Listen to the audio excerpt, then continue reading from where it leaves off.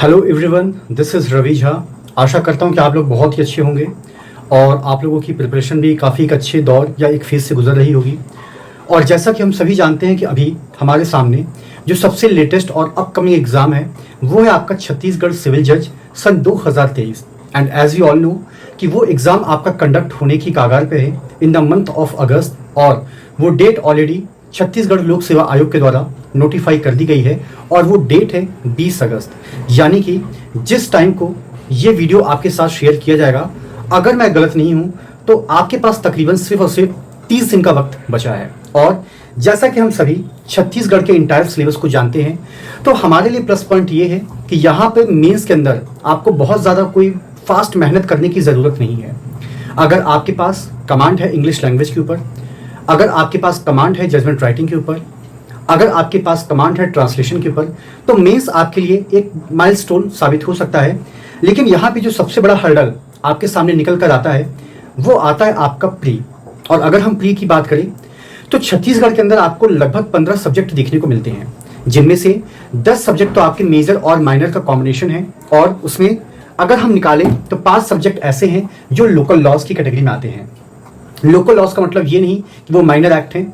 Local laws का संबंध उन एक्ट से होता है अमूमन जो आपको सिर्फ और सिर्फ उस स्पेसिफिक स्टेट के लिए ही पढ़ने की जरूरत पड़ती है, अदरवाइज आपको उसको देखने की जरूरत बिल्कुल भी नहीं पड़ेगी। तो अगर आप देखते हैं तो ओवरऑल आपके पास टाइम बचा 30 दिन का। 30 दिन में लगभग 2 दिन आप ट्रेवल के लिए निकाल दीजिए, आपके पास बचा ऑन एन एवरेज 28 दिन का। 28 दिन की अगर हम लोग बात करें तो 28 दिन के अंदर आपको टोटल 15 सब्जेक्ट को पढ़ना है। और पढ़ना ही नहीं है बल्कि उसको अच्छे से पढ़ना है, क्योंकि आपकी तरह बाकी लोगों को भी पता है कि मेंस यहाँ पे एक बहुत ज़्यादा हर्डल क्रिएट नहीं करेगा। तो जाहिर सी बात है छत्तीसगढ़ के अंदर एक तो 15 सब्जेक्ट और पेपर भी इसका आएगा टफ। टफ का मतलब ये कि आप ये मत सोच के बैठिएगा कि जो प्रीवियस ईयर के क्वेश्चंस हैं, चाहे आपके घटना चक्र के हों, परीक्षा मंथन के हों, लॉ फाइटर के हों, उन्हीं को रिपीट किया जाएगा। क्वेश्चन का स्टैंडर्ड कहीं ना कहीं आपको टफ तो देखने को मिलेगा। टफ का मतलब ये होता है कि जो आपके सवाल हैं वो उन्हीं पर्टिकुलर स्पेसिफिक पोर्शन से पूछे जाएंगे जो इंपॉर्टेंट है, लेकिन सवालों को गहराई से पूछा जाता है। कई बार सवालों को ट्विस्ट भी कर दिया जाता है और उसके बारे में आपको प्रॉपर एक जानकारी होनी चाहिए।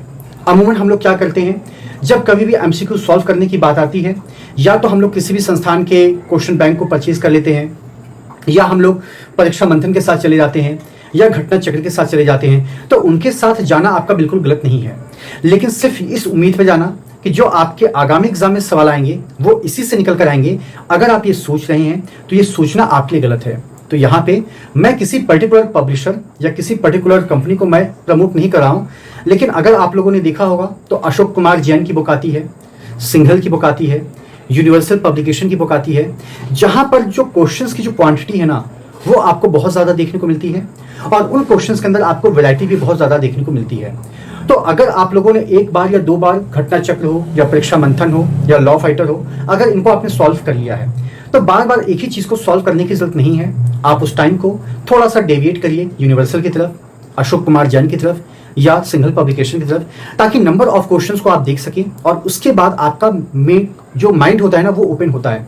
क्योंकि अक्सर हम लोग करते क्या है कि हम लोगों ने सपोज करिए कोई सवाल पढ़ा और हमने उसका आंसर टिक कर लिया, पहले का ए है, दूसरे का बी है, तीसरे का बी है।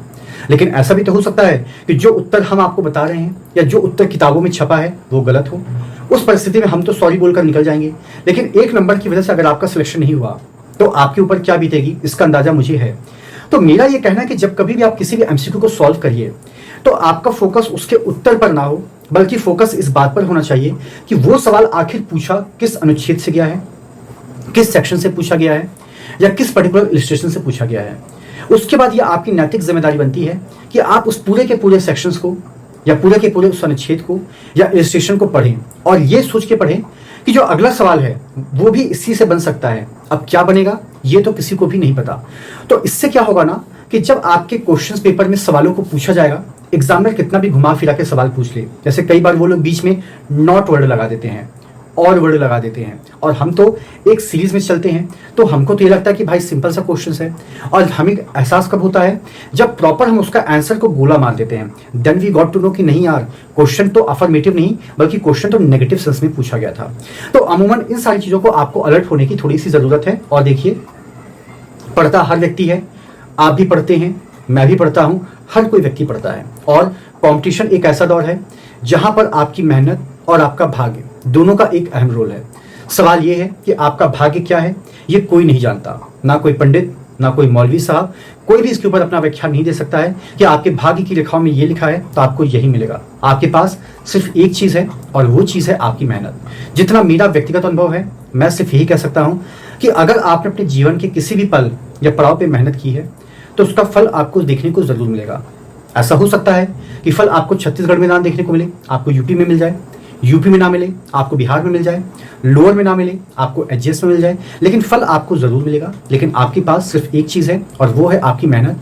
जितना ज़्यादा आप डिवोट कर सकते हैं उतना ज़्यादा करिए, क्योंकि देखिए जो वर्तमान दौर चल रहा है ना, संघर्ष सभी के जीवन में है, चाहे वो देश के प्रधानमंत्री माननीय नरेंद्र मोदी जी हो या राहुल गांधी जी हो। आज ही की बात है, एक वीडियो मैं देख रहा था जहाँ पे एक मीम बनाया गया कि जहां पर उनकी तलाशी नहीं ली जाती थी, आज वो एक पब्लिक क्यू में लगे हुए हैं। शायद भोपाल एयरपोर्ट का ही वो सीन था। तो मेरा सिर्फ ये कहना कि वक्त को बदलते हैं ना, देर नहीं लगती है, लेकिन आपको अपने पैर जमीन पर रखने होंगे। आपको पता होना चाहिए कि आपको क्या करना है। अगर आपका डिटर्मिनेशन स्ट्रांग है, अगर आपका इरादा मजबूत है, तो आज नहीं तो कल वो चीज़ तो आपको मिलेगी। उस चीज़ का मतलब ये है कि उस फील्ड से संबंधित चीज़। मैंने बहुत सारे ऐसे लोगों को देखा है जिनका किसी वजह से लोअर जुडिशरी क्लियर नहीं हो पाया, लेकिन उन्होंने मेहनत नहीं छोड़ी। कहीं लॉ ऑफिसर बन के चले गए, एपीओ के एग्जाम को टॉप किया, और कई ऐसे भी हैं जिनका प्रॉपर फर्स्ट अटेम्प्ट में एट द एज ऑफ 35 उनका एचजीएस तक क्वालिफाई हुआ। आपको बहुत ज़्यादा दूर जाने की जरूरत नहीं है। हाई कोर्ट, सुप्रीम कोर्ट के जजेस को आप देख लीजिए। अगर आपको न्यायपालिका में ही आना है तो कहीं ये विधान में लिखा तो नहीं है ना कि आपको लोअर से ही ऊपर की तरफ जाना है। बहुत सारे लोग एचजीएस क्वालिफाई करते हैं, बहुत सारे ऐसे लोग हैं जो एक्टिव प्रैक्टिस में होते हैं, मेहनत करते हैं और फिर वो सीधे हाई कोर्ट एलिवेट हो जाते हैं। तो मेरा कहने का सिर्फ ये मतलब है कि आप सिर्फ एक ही चीज़ के ऊपर भरोसा रख सकते हैं और वो चीज़ है आपका कर्म। और कर्म ऐसा है कि जिस प्रोफेशन में दोस्तों आप लोग हैं ना, इस प्रोफेशन में आपको कम से कम गिली से गिली हालत में 12 घंटे बैठ कर पढ़ने की आदत तो डालनी पड़ेगी। अगर आप में से कोई इस गलतफहमी का शिकार है कि यार जज बनने के बाद तो मुझे प्रॉपर स्टोनो मिल जाएगा, मुझे करना कुछ नहीं है, आराम से राजा की ज़िंदगी है, तो ऐसा बिल्कुल भी नहीं है। मिनिमम 8 से 10 घंटे तो आपको कोर्ट में सिटिंग देनी पड़ेगी। 5 से 6 घंटे कोर्ट आवर के बाद भी आपको पढ़ना पड़ेगा, जजमेंट को लेकर अपडेट रहना पड़ेगा, क्योंकि अब वो ज़माना नहीं रहा कि सुप्रीम कोर्ट और हाई कोर्ट आपको वॉच नहीं कर रहा है, आपकी एक एक चीज़ को ऑब्जर्व किया जा रहा है। तो मेरा ये कहना है कि वकालत में वैसे भी कमज़ोर दिल वाले आते नहीं हैं, और अगर आप आए हैं तो ये सोच कर आइए कि गिली से गिली हालत में आपको अपने दिन का कम से कम 10 से 12 घंटे तो स्टडी को डिवोट करना ही करना है, चाहे आप जज बने या जज ना बने। अगर आपके नाम के आगे LLB लिखा हुआ है या आपके नाम के आगे वकालत का जिक्र है तो इतना तो फिर आपको मेहनत करनी पड़ेगी, और आप सिर्फ जम के मेहनत करिए। ईश्वर ऊपर बैठा हुआ है आपको प्रणाम देने के लिए। ये तो रहा एक ओवरऑल डिस्कशन जो आपके साथ था। इसी के साथ आप लोगों को ये भी पता होगा कि छत्तीसगढ़ का एक civil batch already target for IQ के ऊपर चल रहा है, जिस बैच को मेरे ही द्वारा कंडक्ट किया जा रहा है। लगभग पिछले 1.5 महीनों से हम लोग उस बैच को लेकर चल रहे हैं। उस बैच में अगर देखा जाए तो 15 में से ऑलमोस्ट 11 सब्जेक्ट आज के दिन तक कंप्लीट हो चुके हैं। इनमें एक सब्जेक्ट आपका CPC है, रेवेन्यू कोड है, लिमिटेशंस है और आपका ट्रांसफर ऑफ प्रॉपर्टी एक्ट है। इसको जानबूझकर मैंने छोड़ा था क्योंकि इसको हम लास्ट मोमेंट पे लेके चलेंगे। तो फिलहाल टारगेट फॉर IQ पे अभी फिलहाल 1 महीने के लिए एक बैच और लॉन्च किया जा रहा है जो पर्टिकुलरली क्विक रिवीजन का है। जाहिर सी बात है इस बैच की फीस भी काफ़ी कम होगी, और फीस से संबंधित जो भी डिटेल होगी वो आपको डिस्क्रिप्शन बॉक्स में देखने को मिल जाएगी। तो अगर आप उस बैच को ज्वाइन करते हैं तो मुझे ये तो नहीं पता कि सिलेक्शन होगा या नहीं होगा, लेकिन हाँ ये ज़रूर पता है कि जो भी हमारे और आपके पास 28 दिन का मौका है, उस 28 दिन में कम से कम 2 से 3 घंटे की लगातार आपकी क्लास चलेगी।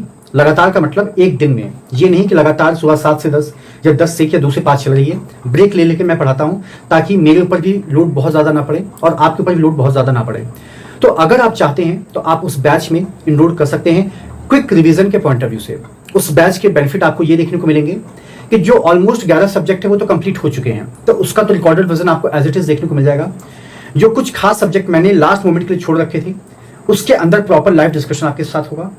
द मोमेंट वो चीज़ें आपकी कंप्लीट होगी, गिनती के 4 सब्जेक्ट आज की डेट तक बचे हैं, उसको भी हम लोग बहुत जल्द कंप्लीट कर लेंगे।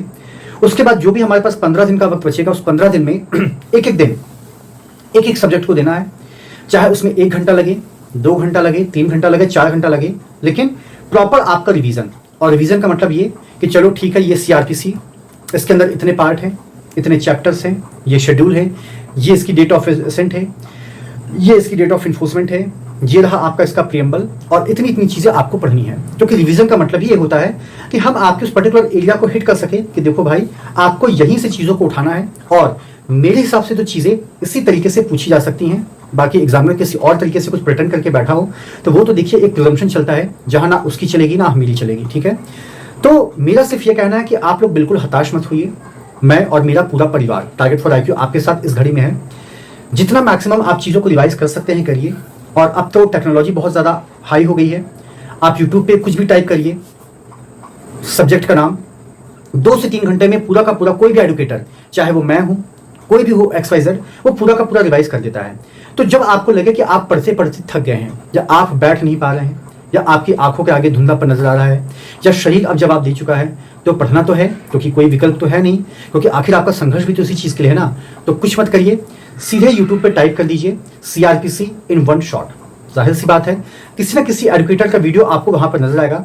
आराम से अपने कान में हेडफोन लगाया, यूट्यूब की वीडियो को आपने 1.5 या 2x पे कर दिया, और कहीं ना कहीं चीजें आपके दिमाग में बैठ रही हैं, आप उसको सुन रहे हैं। कहते हैं ना कि something is better than nothing. क्या पता जो आपने सुना हो उसी से कोई पूछ लिया जाए।